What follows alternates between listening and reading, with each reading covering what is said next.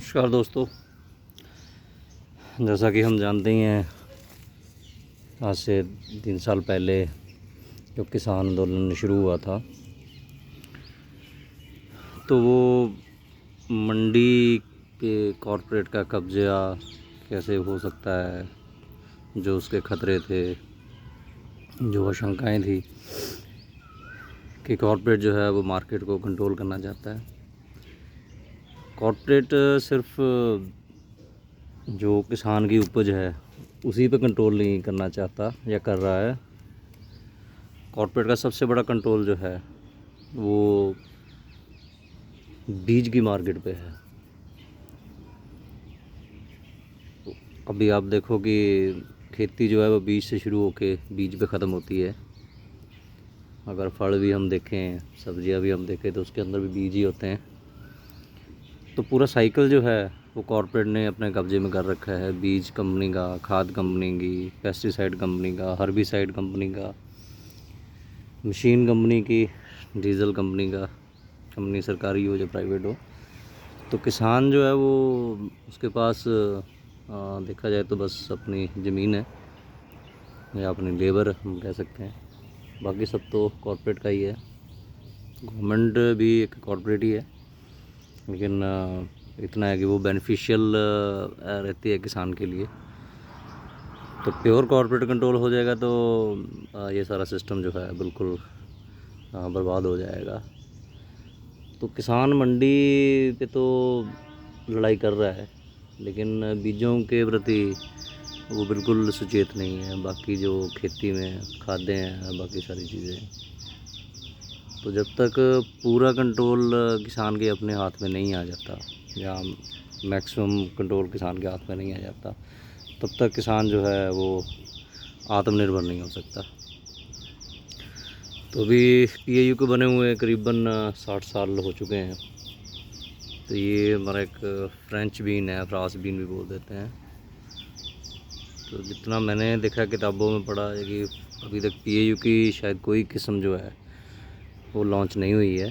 पंजाब में काफ़ी लोग फ्रांस बीन की खेती कर रहे हैं। मेरे गांव में मैंने देखा है पिछले कुछ सालों से कि वहाँ किसान जो है फ्रांस बीन की अच्छी खेती कर रहे हैं।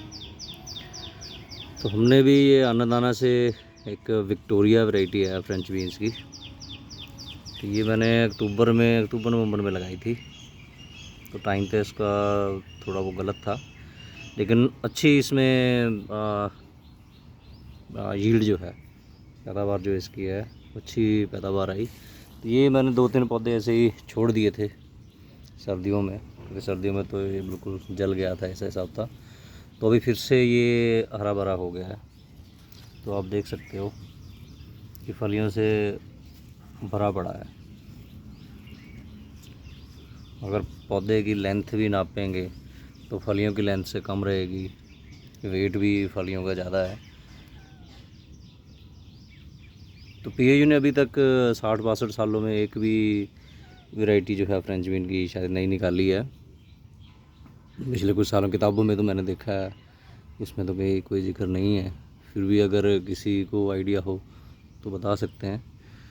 तो अन्नदाना के पास ऐसी कई सारी देसी ये पुरानी वैरायटियां हैं, हेयरलूम वैरायटी जिसको कहते हैं, प्योर देसी वैरायटीज़ जो हैं। तो इसकी अब कुछ बीज तैयार करेंगे अगले साल के लिए। धीरे धीरे जो है हर साल बढ़ाते जाएंगे इसको। तो किसानों को जो है कॉरपोरेट से जो लड़ाई है, कॉरपोरेट के साथ जो संघर्ष है, कॉरपोरेट से जो आज़ादी चाहिए, उसके लिए शुरुआत जो है वो बीज से करनी पड़ेगी, मंडी से करनी पड़ेगी, खाद से करनी पड़ेगी। कोई भी पहलू अगर रह गया तो हम कॉरपोरेट से कभी आज़ाद नहीं हो पाएंगे। तो अपने बीज पैदा करने के लिए आपको बहुत ज़्यादा बीजों की ज़रूरत नहीं है। थोड़े से भी बीज आपको मिलते हैं तो पहले उसे ट्राई कीजिए, देखिए कि क्या वो अच्छी पैदावार दे रहे हैं, अच्छी क्वालिटी के हैं। तो उनमें से कुछ बीज आप सिलेक्शन करके छांट लीजिए और धीरे धीरे करके बीज जो है बढ़ाते रहिए, तो आप आत्मनिर्भर बन सकते हैं। तो हमारे पास 3-4 ये जो बीन्स हैं बीन्स और कुछ काउ पीस वो हमने अन्नदाना से जो लिए थे, तो वो तैयार हो रहे हैं। तो हम तो अपनी बगीची के लिए बीज कर रहे हैं तैयार। उसमें हमारे जो बीज का पैकेट है उसमें 5-6 बीज होते हैं। तो उसमें से आप देखिए कि 2 पौधे अभी बचे हुए हैं, कुछ बीज मैंने पहले तैयार करके रख छोड़े हैं। तो अगली बार जो है, जो जुलाई अगस्त सितंबर में जो लगेगी बिजाई होगी, तो खूब सारी मेरे पास बीन्स रहेंगी और इसमें से भी काफ़ी जो है वो बीज निकल जाएंगे। और हम अभी मौसम स्टार्ट ही हुआ है, अभी भी देख सकते हैं कि फूल निकल रहे हैं। तो इसके बीज जो है वो पैदा करेंगे।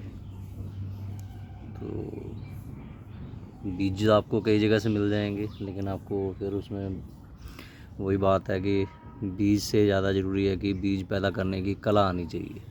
तो मेरे पास और कोई फ्रेंच बीन नहीं है, बल्कि किसी और बीन को अभी जो फूल है वो नहीं आए हैं। तो ये 100% प्योर सीड जो है इससे पैदा होगा, क्योंकि इसके क्रॉस पोलिनेशन के लिए आसपास में कोई और नहीं है, और कोई पौधा या और कोई किस्म फ्रेंच बीन की नहीं है। तो ये जितने बीज हैं सारे के सारे प्योर रहेंगे। तो इसमें जो अच्छी फलियाँ हैं उसमें से हम बीज निकालेंगे, जिनकी शेप अच्छी है, साइज़ अच्छा है। तो 1-2 ग्रेडिंग इसकी करके रखेंगे। जो सबसे बढ़िया ग्रेड का होगा उसको आगे बीज के लिए तैयार करेंगे, बाकी को खाने वाले फलियों के लिए वो तैयार करेंगे।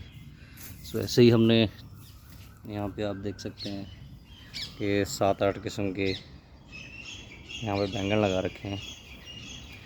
2-3 किस्म के और बैंगन तैयार हो रहे हैं।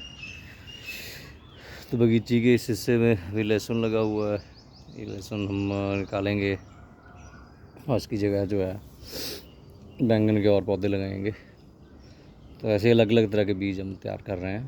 तो बीज तैयार करने का तरीका, कितने चाहिए, कैसे करने हैं, कितने एरिया में लगाने हैं, वो आपको सारी जानकारी देंगे। धन्यवाद।